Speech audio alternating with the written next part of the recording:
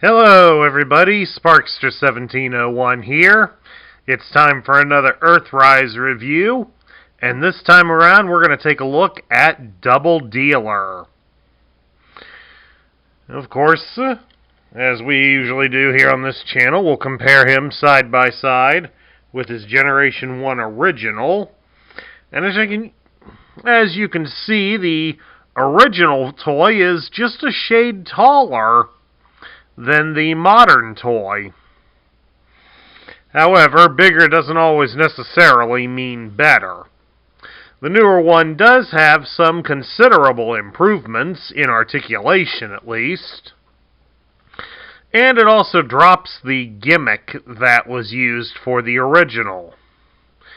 The original Doubledealer was a Power Master, or a God Master if you were in Japan, at the time of his release.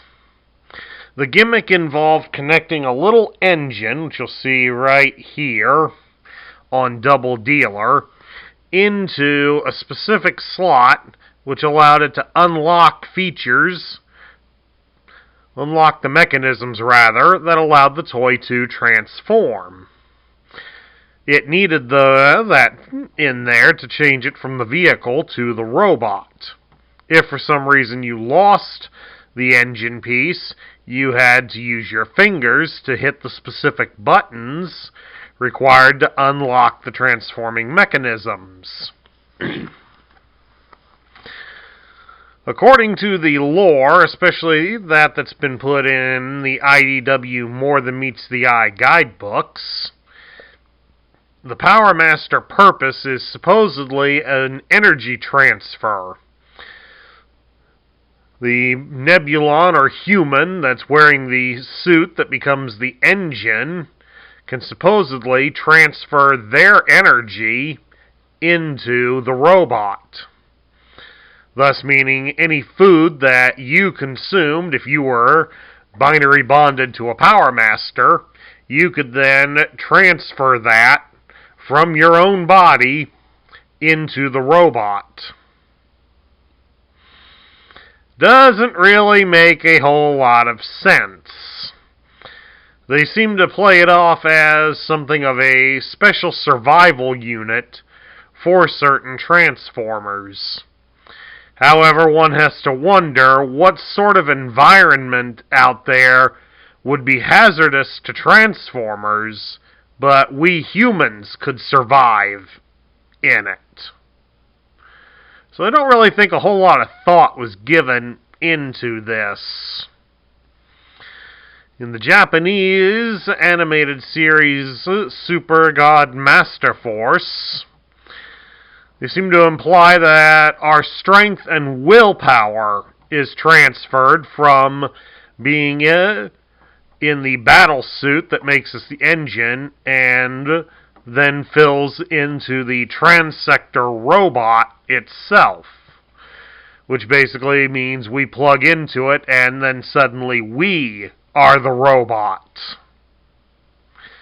A somewhat more interesting concept. It at least makes a little more sense than many of the concepts and ideas we've had with the various Master toys. At any rate, Doubledealer in the G1 continuity was given the function of mercenary, as he had alternate modes to fit both Autobot and Decepticon. In the Autobot form, as you can see here, he would be a robot. In Decepticon mode, he would be a Falcon. And then both of them would share the vehicle mode, which would be a ICBM missile trailer. And we will take a look at the other alternate mode as we get further along. The new Doubledealer still seems to imply mercenary status.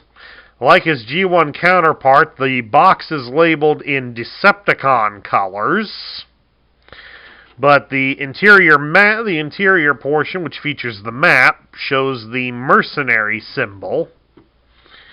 And of course, in the upcoming Earthrise animated series for Netflix, Optimus Prime even comments on Doubledealer having a mercenary insignia on him.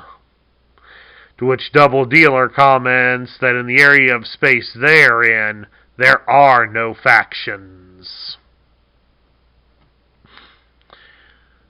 Now, one thing I definitely want to point out on these two is the fact that the new Doubledealer does not need the Power Master figures to transform.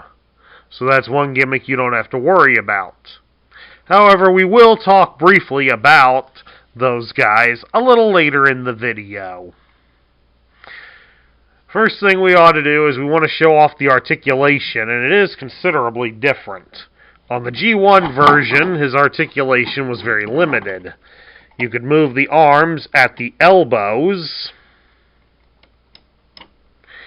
and you could shift a bit at the shoulder like so, and the legs could be spread apart into a full splits. He could also bend at the knee, but he bent at the knee sideways, not straight up and down. Earthrise Doubledealer can do considerably more. We can turn his head from left to right relatively easily. And his head does rock a little bit up and down. His arms do rotate at the shoulders. They will rotate all the way around, but he does have accessories that are getting in the way.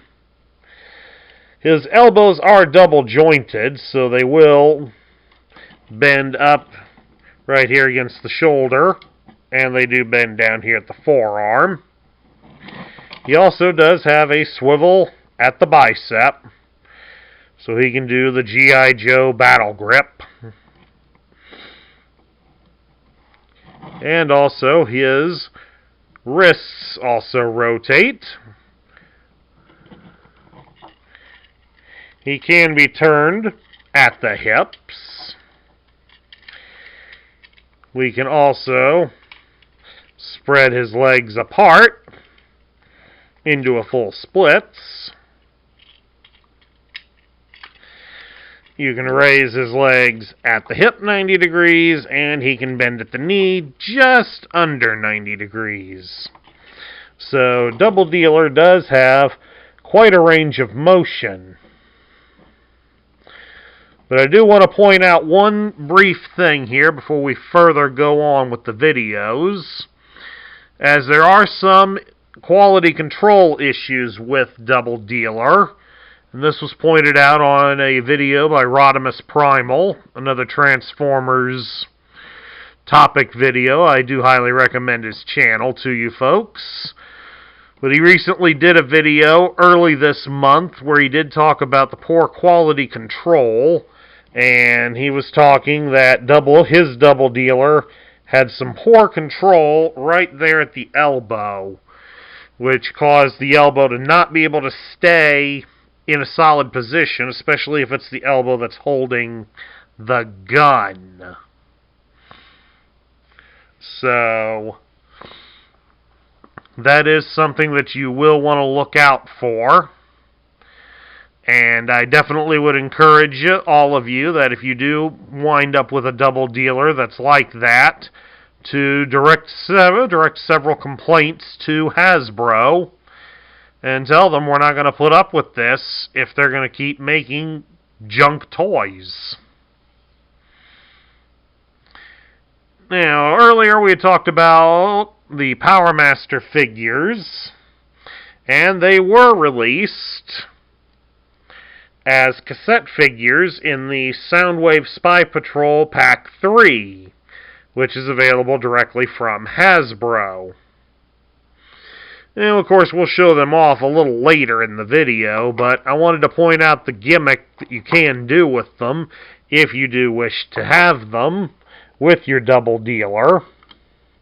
Doubledealer's chest opens up like so, almost similar to Soundwave, and you can store one of them inside there. So if you really wanted to have that as something you want to do, you do have that as an option, folks. Alrighty. Before we transform Doubledealer, let's start taking a look at some of his accessories. We'll start, of course, with his gun, which is, of course, the lower portion of the missile.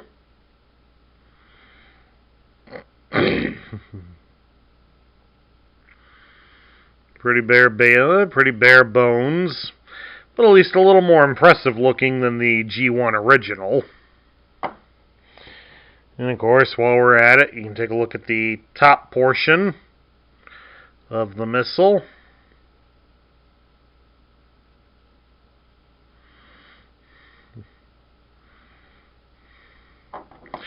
And of course, to connect the two, the gun barrel just slips right into the missile, and there you have the complete missile all together.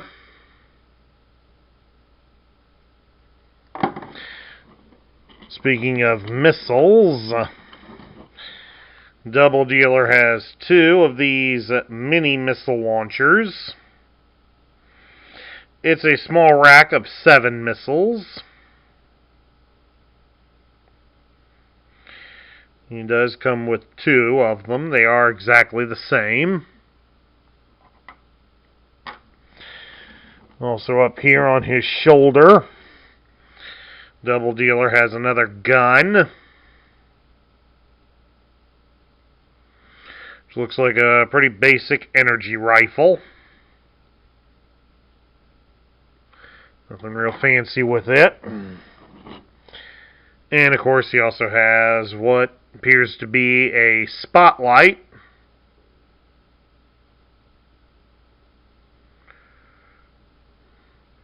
There should be some bad paint wear on mine because there's some red paint showing through.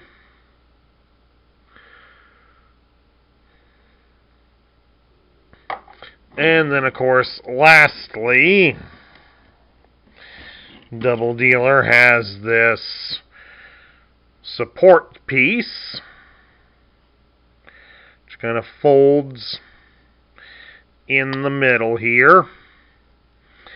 And these 2 black ends do move and rotate. And seeing as they are basically on a ball joint, they can be removed relatively easily. So, do bear in mind for that, and keep an eye out for that when you're buying one loose. Okay, both modes here transform directly from the robot. So, we're going to start by how they've got him in the instructions. We're going to change him over to the Decepticon Falcon. And, of course, to do that, the first thing we got to do is we reach up here on the top of his shoulders, and there is a little panel that you just fold over, which, as you'll see now, changes the shoulder symbol to be Decepticon.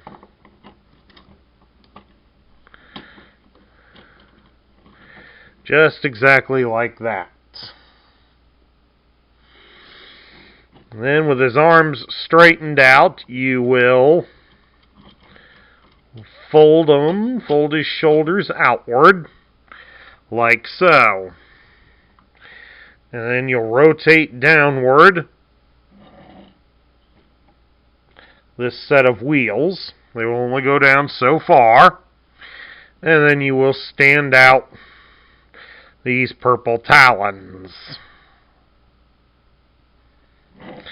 Then you're going to adjust the arms. So I'm going to turn one here to try to show you that there is, right next to the screw hole, there is a long vertical hole. You're just going to adjust the arms so they connect to this blue post on the side. Just like that. Secure his arms in place. And then next you will fold his fists inside the arms.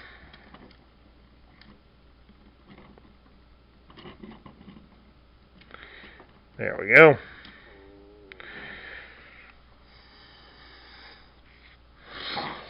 Then, of course, we will lay him down. We'll fold out the feet.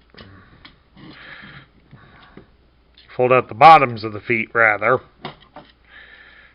Bottom of the foot, and you fold it straight out, just like that. Then we are going to flip him over. We'll adjust this piece here on the back so it's straight up. And we're going to fold out some tail feathers so they're straight up. Then we're going to rotate the legs at the knee like so. And then we will pop them upwards to adjust them inward and fold the legs against his back, against the back, and connect the body together like so.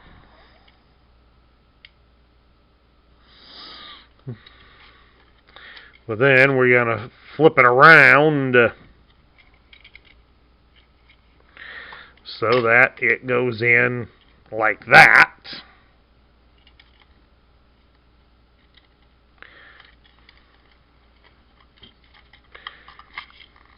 We're going to readjust these legs because there's a tab on the feet that has to go up against the body.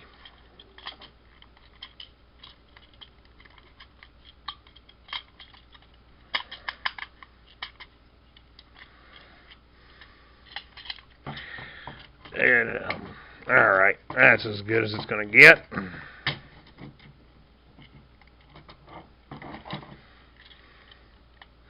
Alright. Now that we got those in place, you then come up here on the top and you start folding out the wings. Both of them have extended wings at the bottom to fold out before you just rotate them out entirely.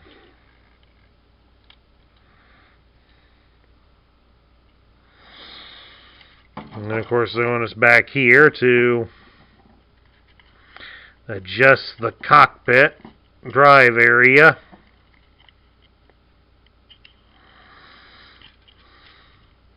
For some weird reason. Then we bring down the chest plate.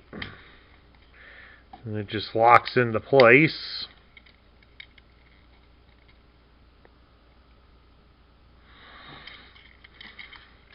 Then we can fully bring the arms down to get the talons onto the surface.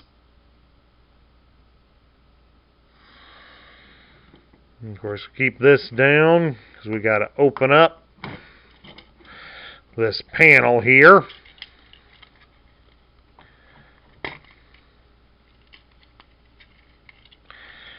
The whole unit will rotate. Have to adjust the tab and such so that it lays flat. And we get the bird head to rotate upwards.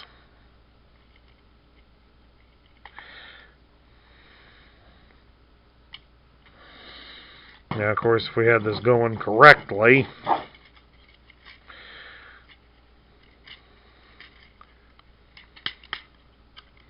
there we go. It'll connect flatly. And you'll have the bird set up.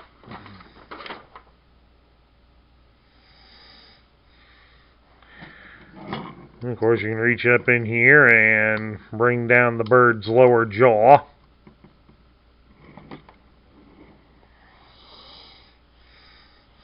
And then there you go. He's in bird mode. But of course, to complete the bird mode, we'd have to take the support stand. You attach the complete missile at the back, like so.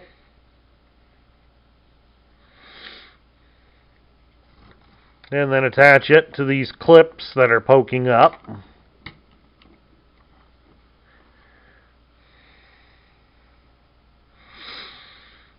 And then you just adjust these so the supports go down so he doesn't look like he's got extra stuff hanging around.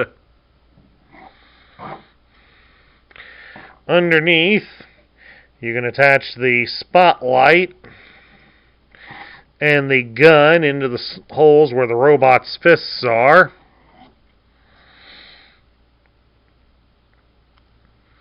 And then the missiles would attach along the sides here. I just knock the missile off. Let's get those on and re-snap this into place. And there we have him in Falcon Mode, which is somewhat bigger and more impressive than the original. Since the original had to carry part of the missile underneath him, the new one looks a little bit better with it being able to carry the whole missile on his backside. Of course, the original's articulation, well, we could raise and lower the head. We could open the beak, and you basically could fold the wings there. And we did have some flapping action.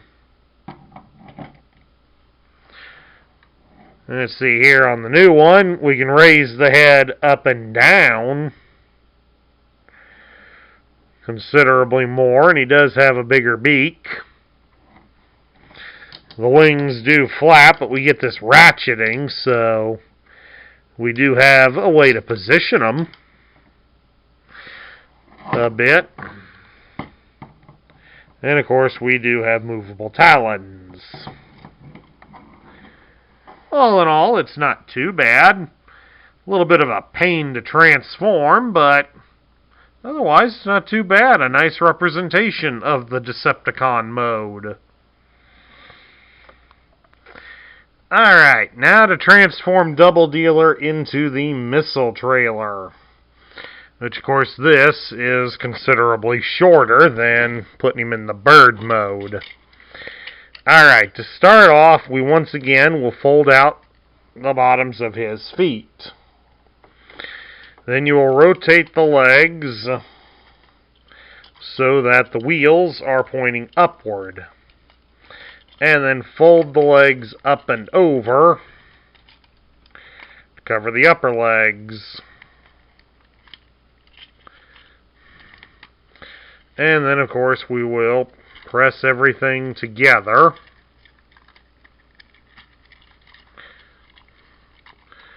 Of course, this will also involve the leg pieces connecting along the sides here. There we go. Just like that. And now we will pop the chest panel up. You will rotate it around and then bring it down.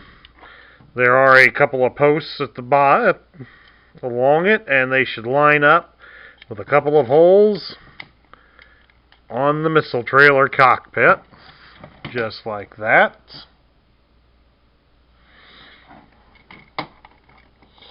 Then you're going to fold his fists inward.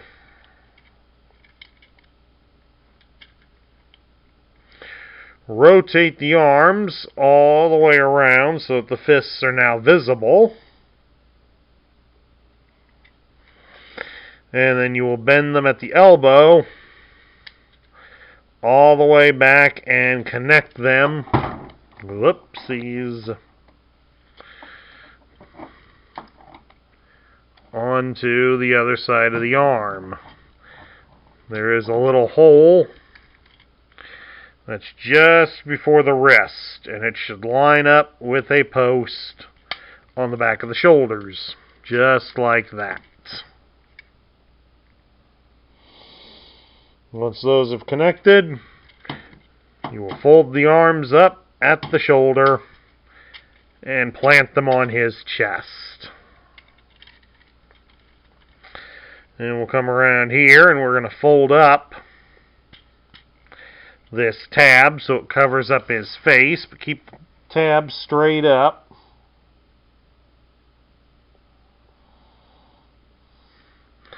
And we also got to build it up too much arm. We only want the upper portion of the arm to fold up. We don't want the whole shoulder. So we need to leave the lower portion down so that the wheels are touching the ground as close as possible.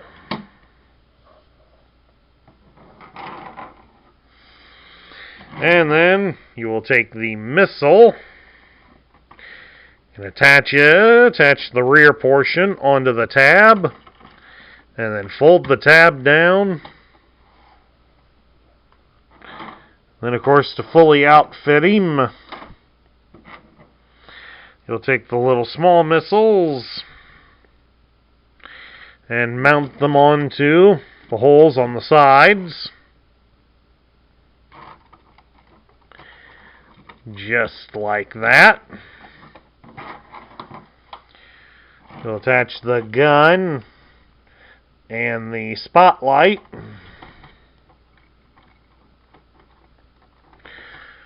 onto the top of the vehicle. And then, of course, the support strut.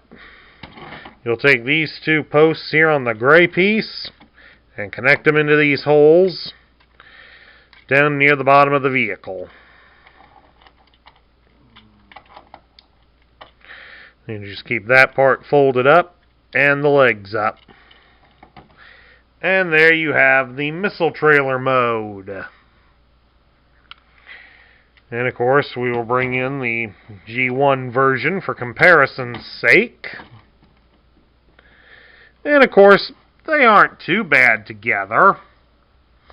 The only real gripe that I have with the new one is the fact that the wings for the Falcon hang kind of low. Now, I mean, if we get it folded out a bit, it will give it a little more clearance to roll, but it still isn't great. You probably can't tell it too well from the camera, but this whole side, the wheels are not touching the ground. I don't know if it's an error in the way I transformed him, or if it's because the wings are touching the ground as well. It's a little hard to say, and like I said, it's also a common problem with the Earthrise RC. Again, Rodimus Primal did mention that he had some issues with that as well, that it doesn't fold up near as perfectly as it should to allow the vehicle to roll very well. So while it makes a nice display piece, it just doesn't roll very well. Now, of course, this double dealer has a final mode. When you've got him like this, you can extend out the rear portion like so. It has ramp connectors down here. You adjust these support legs out so that they're touching the ground and stabilizing the vehicle. And you can raise the missile up to simulate that you are launching, which does give it a nice added play feature. and something that might look good when we get a full Transformer City going here. But now we come down to my thoughts. Well, wait a minute. Before we do that, we should take one final look at something that I said I would show you all earlier. And I do keep to my word here. I wanted to show you Knock and Scar. There's the G1 versions of Knock and Scar. And then over here, we're working on the others. Bear with me, bear with me. Let's see, here's New Scar, who's basically a repaint of Rat-Bat. We'll stand him up against the wall because he doesn't want to stay upright very well.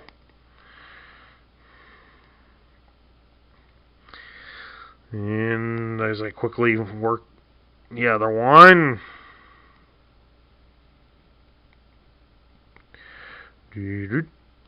Alright, almost there.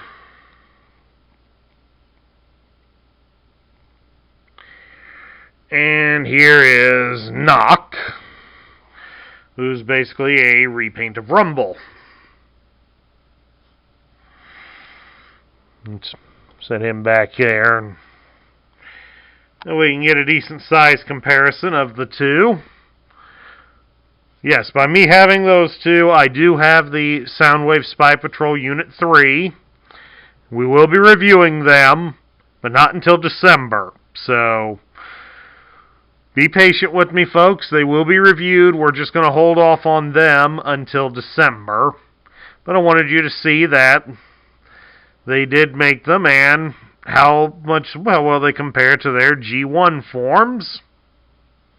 And, well, at least they made the colors match to a point. That's about all we were going to get.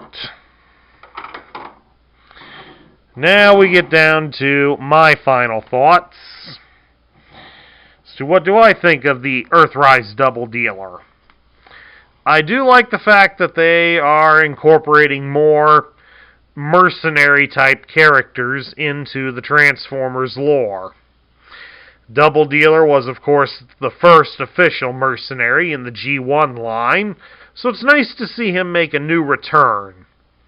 The new toy, it sits about in the middle for me. The robot mode is a superb improvement on the original. He's got more articulation, he's got more weapons. He certainly looks like he's ready to go out and get into a rumble, like a mercenary should. He should be ready to fight. And this Doubledealer certainly looks like he's ready to bring the fight.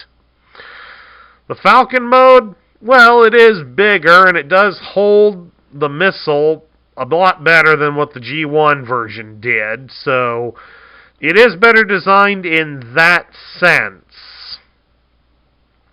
The transformation process to get him there, that's a bit of a pain in the butt.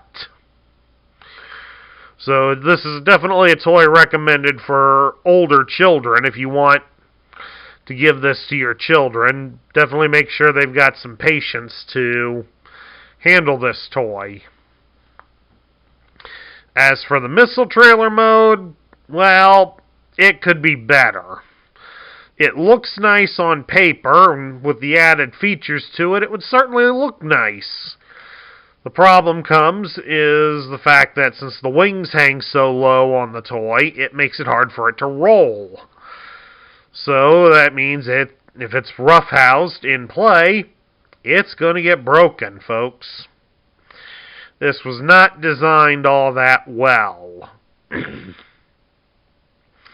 Then we got the launch station mode here at the end, and again, it would look better if it didn't involve the missile trailer as much.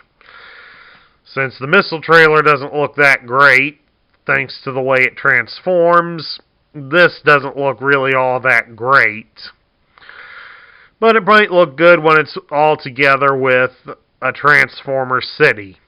We'll have to wait and see on that. At any rate, that concludes my review of the Earthrise Doubledealer. I hope you all enjoyed it. If you liked the video, drop me a thumbs up here on YouTube. If you're new to the channel, please hit that subscribe button to join our ranks. Make sure you ring the bell so you'll be notified when I post new content this month. We also ask that you share this video with your friends and fellow collectors. That's what helps this channel grow. And also share your thoughts about Double Dealer in the comments down below. This is Sparkster1701 saying I'll catch you all later.